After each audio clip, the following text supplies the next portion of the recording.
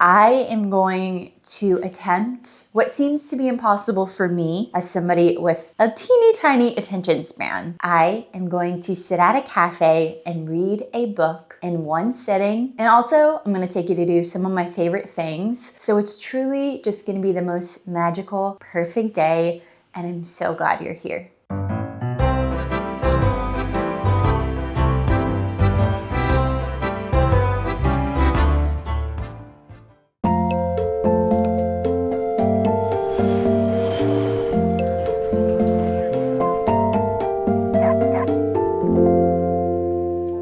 The end of the year is near, which is honestly nuts to think about. People are cracking down and reading a little bit more and pushing themselves because they're behind on their reading goal. But this year, I actually made my reading goal a lot lower. I wanted to read only 50 books. I usually read like 60 plus books a year, but this year I just wanted to slow down, focus on what I have, appreciate what I have, not put a lot of pressure on things. And it's honestly been so amazing. So I'm not making this video because I'm trying to like rush or meet my reading goal. I'm posting it because I've been reading a lot of children's books, which has been so much fun. It's brought me so much whimsy, so much joy. But when you read children's books and you start and finish a book in a day, that high is unbeatable. And so I found myself just like not connecting with books. I just found myself kind of burnt out a little bit, and I just want to take a day with you guys and make it fun and romanticize my life in reading. I definitely think it's going to be a challenge, but we're going to put a couple things into play to hopefully help me focus and read a book in one sitting. One of my favorite book creators named Mandy just posted a YouTube video, and this is kind of where I got the idea from. So go watch her video. I really enjoyed it a lot. She read a book in one sitting at a cafe, and that's what we're going to do today. We're also going to do a couple of other things that bring me a lot of joy and just have like a fun girly day together. I'm really excited. It's going to be hard for me because ADHD, my attention span is non-existent, but we're working on it. Also, being out in public with noises and people and distractions definitely makes reading a little bit harder, but I'm going to bring my iPod. I am going to lock up my phone before I go, and we're just going to have a really beautiful day together. What I'm thinking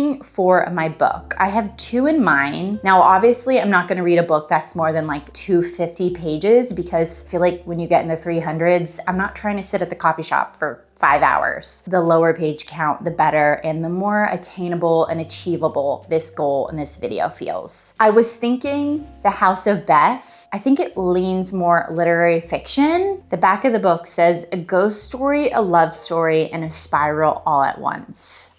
Sign me up. From what I've gathered, this book has to do with this younger girl who lives in New York, and she's overworked, burnt out by her job as an assistant. And so she flees to New Jersey in this really cute small town. And there she meets up and is reconnected with her childhood best friend, Eli, who is a younger father to 2 children. And she ends up like kind of resparking a relationship with him. And I think that his dead wife haunts this new girlfriend. It sounds good. I think it's a little bit darker than what I'm leaning towards. So this was what I was thinking of. But then I remembered a book that I've been waiting to read. And I think that is what my heart is leaning more towards. Bear with me because the title's crazy. It's Everyone in This Room Will Someday Be Dead. Now, this book was brought to my attention because honestly, one of my best friends, Michelle, loves this book. And when I used to have a big book club, we always, are yapping and chatting about books that we love. And so many people raved about this book that was in my book club. The back says, a brisk, hilariously poignant novel about the fragility and magic of being alive.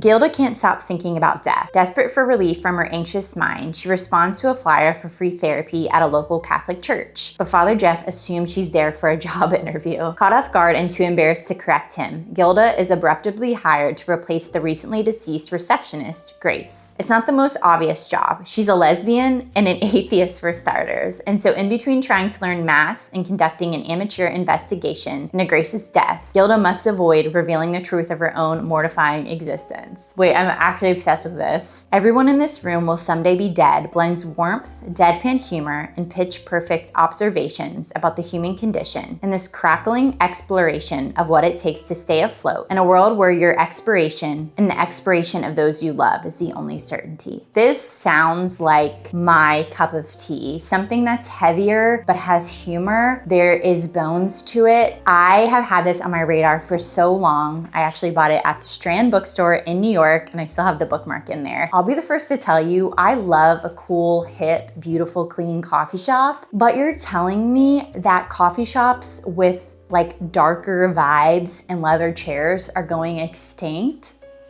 Like, that makes me sick to think about. So last night when I was supposed to be sleeping, I decided to embark on the journey that is Reddit and look up a lot of coffee shops to find something with like a cozier vibe. I don't know, take me back to the early 2000s. I'm sick over it. And so I found one that kind of has like the moodiness, crusty vibes I'm going for. That's over in Pasadena. Since I'm going over there, there's a couple bookstores I want to check out. I want to go to like a record store, maybe get a CD for my magical CD player. There's a couple thrift stores I want to go to. So this is just going to be like a fun day hanging out and starting and finishing a book in one sitting. And I am so excited that you guys are here with me to hang for the day.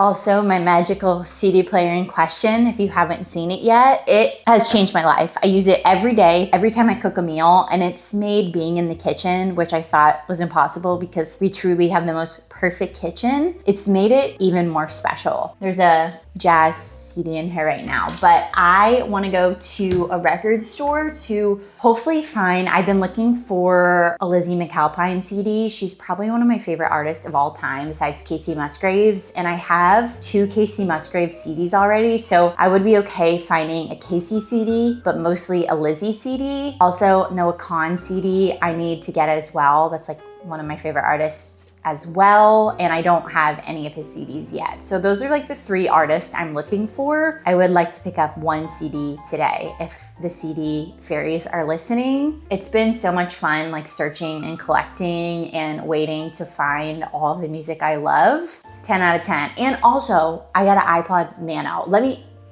Hold please. I almost bought one of these the other day when I was doing my phone detox challenge, and I messaged a guy, I was gonna go pick it up, and then I was like, wait, just take a breath, Taylor. We're not, slow down, girl. And so I didn't get it, and then I went across the street to my neighbor's house to get keys because I was helping watch their dog, and I walked in and their kids had an iPod Nano, and I was like, how much do you want for that? I need one in my life. And the dad was like, we literally have 2 iPods sitting around. You can have it. What? I got an iPod Nano. I am like living my best life. You guys have no idea. I have a couple albums on here and I'm gonna bring this today. Can you even? What a dream. Also, one more thing before I head out, I'm gonna lock up my phone using my brick. I shared this on my most recent vlog, and it's something that I wasn't using, but I have now started to use. I am cutting ties with my phone addiction and scrolling. It's this app where you can block certain devices and you hold your phone up to the magnet and it locks your phone, and you can't unlock it unless you hold your phone back up. It's nice when I go out during the day because if I lock it, unless I bring this magnet with me, my phone's locked. I'm gonna lock Instagram, Facebook, all those silly little things. My phone is locked up, and when I try to use my social apps, we're gonna have a very good, productive day, and I can't wait.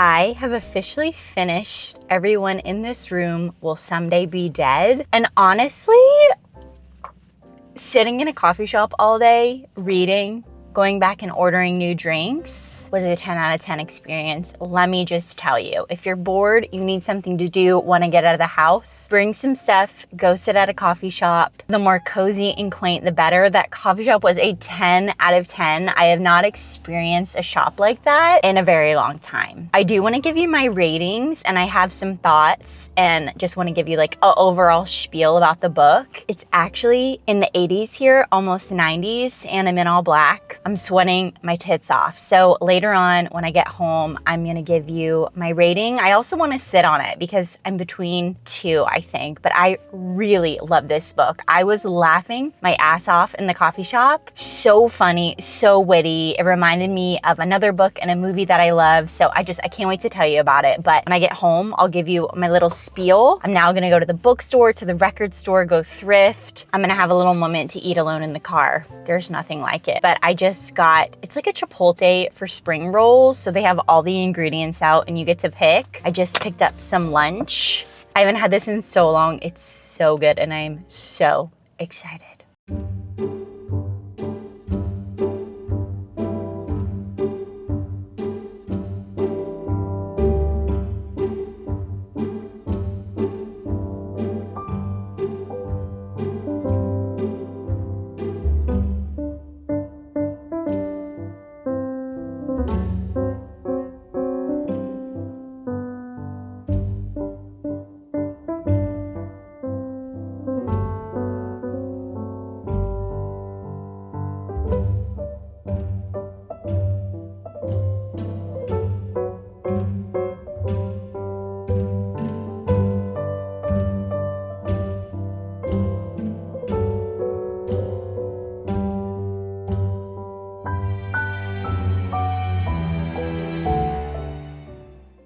Hello.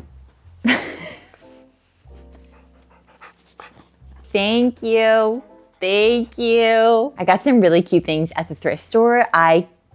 That's my dog's butt. I came home and I immediately threw them in the wash. So I'll have to show you probably tomorrow once they're dried, but had a really good thrift store run. I loved the bookstore of Romans I went to. I've never been there before. I didn't realize it felt like an old Barnes & Noble. I didn't know it was gonna be so cozy and like dark and not modern. And it really just made me nostalgic and made me yearn for what used to be. I wanted to also show you the CD that I got. This is her first album, Same Trailer, Different Park. And I love, like I know everybody loves Golden Hour, but I love this album. This and Deeper Well might be tied for my favorite Casey album. There's just nothing like an artist's first CD or an author's first book. It's so special to me. And I love this CD. I was so excited when I saw this. Merry Go Round, which is track 3, is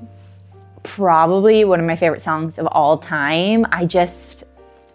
I'm so stoked. Closing thoughts, final remarks. I don't know why I thought a 243-page book was gonna take me 2.5 hours to read. Like, I love that for me. I love that I thought that was gonna be what happened, but I read this book. I sat at the coffee shop the whole time. I moved twice. I sat in the back, then I moved underneath the neon sign, and then I moved outside to finish this. It took me 3 hours and 42 minutes. And honestly, I did not take any breaks. I dilly-dallied, I filmed some, I texted a couple times. I went and I ordered a second drink. Yeah, it took me 3 hours and 42 minutes. Everyone in this room will someday be dead. I loved this book. This book had me laughing. It had me thinking.